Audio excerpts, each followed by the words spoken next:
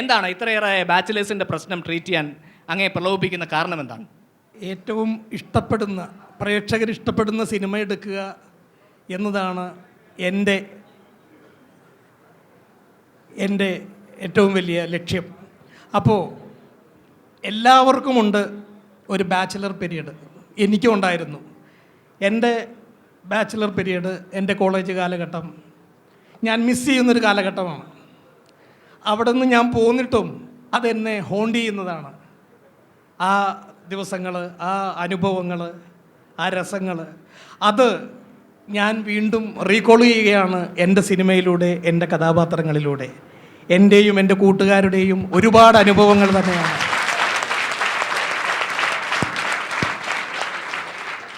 എൻ്റെ എല്ലാ സിനിമയുടെയും വിഷയം, ഈ ക്രോണിക് ബാച്ചിലറിൻ്റേത് ഉൾപ്പെടെ.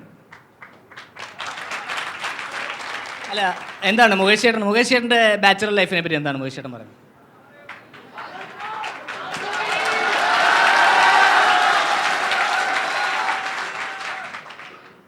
സിദ്ദിഖ് പറഞ്ഞതിനേക്കാൾ ഒരു പടി കൂടി കയറി ഞാൻ പറയുകയാണ്. അതായത് നമ്മൾ ചില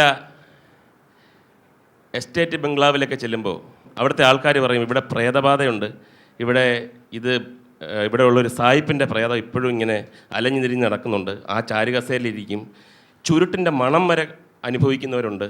അതുപോലെ തന്നെയാണ് എൻ്റെ ബാച്ചിലർ ലൈഫ്. ഞാൻ ബാച്ചിലർ ലൈഫ് വിട്ടുപോയിട്ടില്ല. ഇപ്പോഴും ഞാൻ പഠിച്ചിരുന്ന കോളേജിലും ആ കോളേജ് മുക്കുകളിലൊക്കെ എന്നെ പല സമയത്തും കണ്ടിട്ടുണ്ടവരുണ്ടെന്നാണ് പറയുന്നത്. എൻ്റെ ചില സൗണ്ടുകളൊക്കെ. അല്ല, ഒറ്റയ്ക്കായിരുന്നോ അതോ?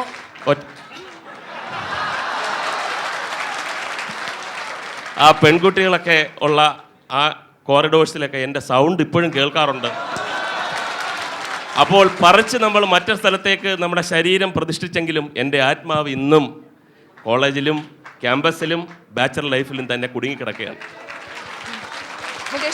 അല്ല, ഇതിൻ്റെ ഭാഗമായിട്ട് ചെറിയാൻ ഫിലിപ്പ് സാറിനോട് ഒരു കാര്യം ചോദിച്ചോട്ടെ. അതായത് അങ്ങനെ എന്നും മനസ്സിനെ കുരുക്കിയിടുക എന്നുള്ള ഉദ്ദേശമാണോ ഇപ്പോഴും ഈ ബാച്ചലറായിട്ട് തന്നെ നിൽക്കുന്നുണ്ട്? ഞാൻ മുകേഷിനെ പോലെ ആയിരുന്നില്ല കോളേജിൽ. മുകേഷും ഞാൻ സീനിയറായി പഠിക്കുന്ന സമയത്ത് മുകേഷ് കോളേജിൽ പഠിച്ച ആളാണ്. മുകേഷ് കോളേജ് ജീവിതം കുറേ ആനന്ദിക്കുകയും അത് അനുഭവിക്കുകയും ചെയ്ത ആളാണ്. ഞാനാണെങ്കിൽ വരട്ട് രാഷ്ട്രീയത്തിൻ്റെ പുറകെ നടന്ന് കോളേജ് ജീവിതം കളഞ്ഞു.